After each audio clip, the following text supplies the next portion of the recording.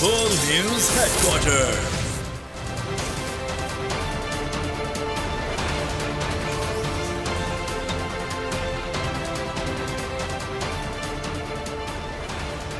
अस्सलाम वालेकुम। बोल न्यूज हेडक्वार्टर्स में खुशामदीद। मैं हूं मोहम्मद कामरान और मैं हूं आपके साथ वरीशा जुल्फिकार। हेडलाइंस आप जान चुके हैं, आज खबरों में बात करेंगे। पाकिस्तान के कर्जों का क्या बनेगा? कमाल का क्या होगा? इंसाफ के लिए जंग।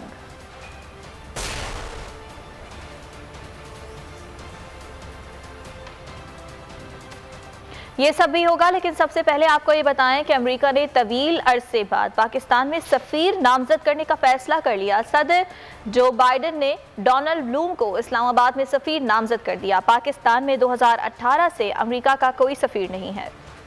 अमेरिका की बाइडेन हुकूमत ने डोनाल्ड ब्लूम को पाकिस्तान में अमेरिका का नया सफीर बनाने का फैसला कर लिया। वो लीबिया के लिए भी नाज़िमुल उमूर रह चुके हैं।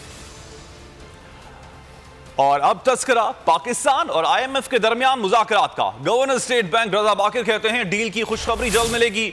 शौकत तरीन डील पर दस्तखत करने के लिए वॉशिंगटन गए हैं। डायरेक्टर IMF बोले कर्ज की शराइत का जायजा ले रहे हैं, पाकिस्तान के हालिया इकदाम पर गौर कर रहे हैं। गवर्नर स्टेट बैंक रजा बाकिर कहते हैं शौकत तरीन डील पर दस्तखत करने न्यूयॉर्क से वॉशिंगटन गए। हम ये चाहते हैं कि हम साथ साथ ये सिग्नल दें कि हम अपनी मैशत के जो इंडिकेटर्स हैं और इसका जो मुस्तक़बिल है इसमें बड़े कॉन्फिडेंट। अदायगियों का बोझ इसलिए है कि मईशत बेहतर हो रही है। तर्जुमान मुशीर खजाना मुजम्मिल असलम का ट्वीट में कहना था हुकूमत पायदार और मुश्तरका इक़्तिसादी नमू के लिए कोशां है। $6 बिलियन के फंड्स की तरसील के लिए बातचीत जारी है। डायरेक्टर IMF जिहाद आज़ोर बोले कर्ज की शर्त का जायजा ले रहे हैं, पाकिस्तान के हालिया इक़दाम पर गौर किया जा रहा है। बलूचिस्तान असम्बली में वजीर आला के खिलाफ तहरीके अदम एतमाद आज पेश की जाएगी। नाराज अरकान ने अपोजिशन को मिलाकर अपने नंबर शो कर दिए। ज़हूर बुलेदी का दावा है कि इजलास के दौरान तादाद इससे भी ज्यादा होगी। मुश्किलात का शिकार जाम कमाल की हुकूमत का ऊंट किस करवट बैठेगा? फैसला आज असेंबली में नंबर गेम पर होगा। नाराज अरकान ने अपोजिशन के साथ मिलकर इजलास बुलाया। बैठक में अब्दुल कुद्दूस बजिंजो की रिहाइशगाह पर वजीर आला बलूचिस्तान को हटाने के हामी ग्रुप ने अपनी अक्सरियत वाजे कर दी। नाराज ग्रुप के रहनुमा ज़हूर बुलेदी ने कहा कि अच्छा है कि वजीर आला इस्तीफा दे दे, वरना तो उनका जाना ठहर चुका। 36 मेंबर असेंबली यहाँ पे बैठे हुए हैं और 3 मेंबरान जो हैं वो कल आ रहे हैं। तो हम आपके तवस्सुत से उनसे दोबारा गुजारिश करते हैं कि वो मेहरबानी करें, मुस्तफ़ी हो जाएं। अदरवाइज़ वैसे भी कल हम सारे मिलकर असेंबली जाएंगे और तहरीक अदम एतमाद हम पेश करेंगे। आज के इजलास में 36 अरकान शरीक हैं। बलूचिस्तान में अपोजिशन की सबसे बड़ी जमात JUIF के पार्लिमानी लीडर ने भी बुध को पेश होने वाली तहरीक अदम एतमाद की हिमायत का ऐलान कर दिया। अदम एतमाद की तहरीक के हामी हैं और ये चाहते हैं कि जाम बलूचिस्तान का वज़ीर आला न रहे।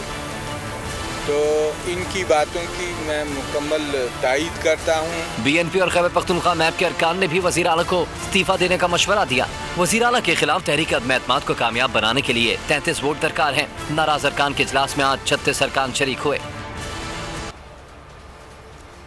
इसी सारी सूरत हाल पर बात करने के लिए इस वक्त हमारे साथ मौजूद है मारूफ तज्जियाकार शाहिद रिंद। बहुत शुक्रिया शाहिद साहब आपके वक्त का। शाहिद साहब, मौजूदा बलूचिस्तान की सियासी सूरत हाल हम सबके सामने है, मामला कहां पर जाते हुए देख रहे हैं? जाम कमाल साहब क्या ठहर पाएंगे? जी देखिए, अगर हम नंबर गेम पर नजर दौड़ाते हैं तो नंबर गेम इस वक्त वज़ीर आला बलूचिस्तान जाम कमाल के हक में नजर नहीं आता।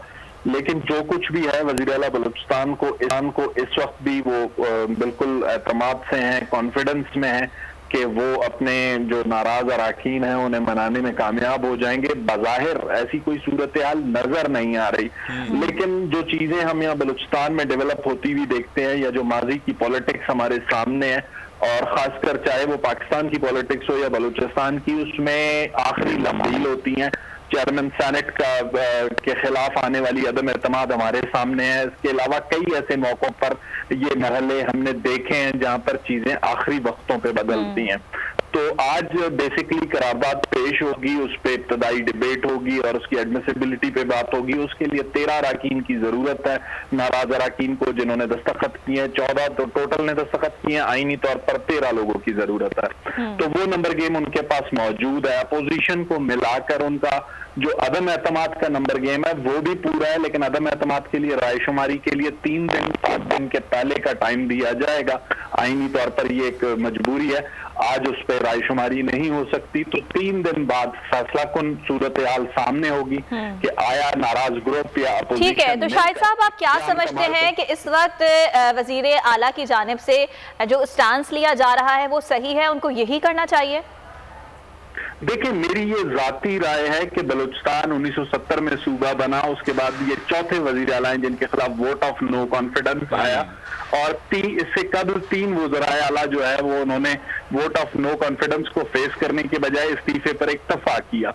लेकिन मेरा ख्याल है डेमोक्रेसी में ऐब नहीं होना चाहिए जो है ना उसको वोट ऑफ नो कॉन्फिडेंस को फेस करना।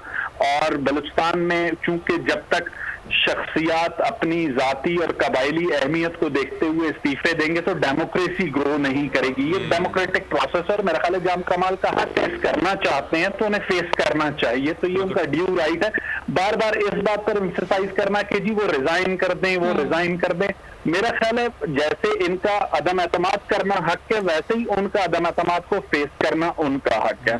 तो अब वो किस तरीके से उसे फेस करते हैं, it will be decided till 23rd को चीजें क्लियर हो चुकी होंगी, क्योंकि मुमकिन तौर पे बताया। ठीक है शाहिद साहब, अब यहाँ पे सवाल एक और जो बेसिक सवाल है, जो कि बड़ा सवाल है, वो ये है कि मामलात यहाँ तक पहुँचते ही क्यों हैं, और अभी जो मौजूदा सूरत हाल है वो यहाँ तक पहुँची ही क्यों? क्या ये अच्छा नहीं होता कि इतना हसास सूबा है, इसके मामलात को सही चलना चाहिए और सही चलने देना चाहिए?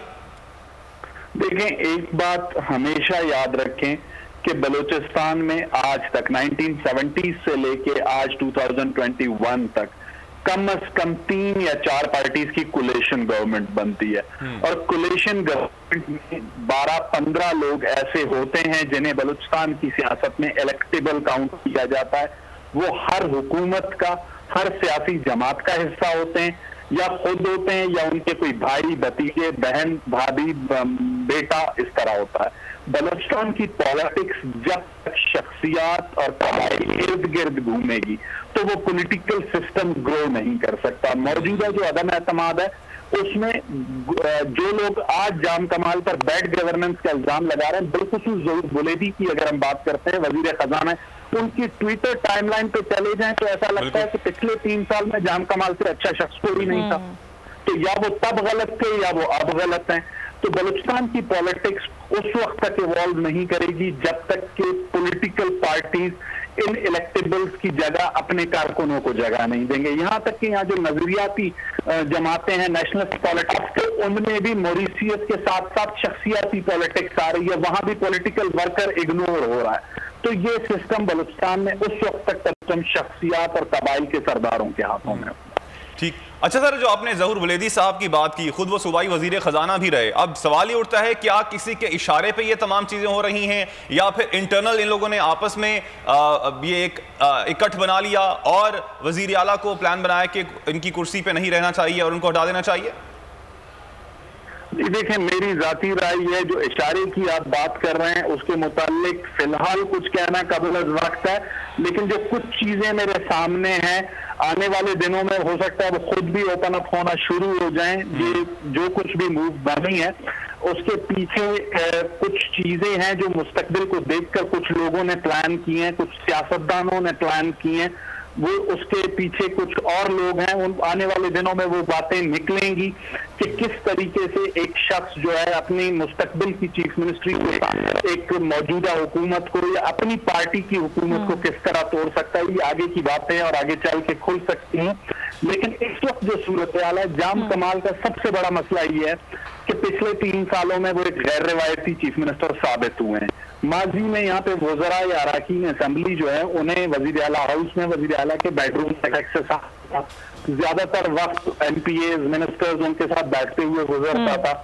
सिंध में, पंजाब में या केपीके में एमपीए या मिनिस्टर्स को बगैर किसी इजाजत के हर सब्सक्राइब करें और बेल दबाएं ताकि कोई खबर रह न जाए।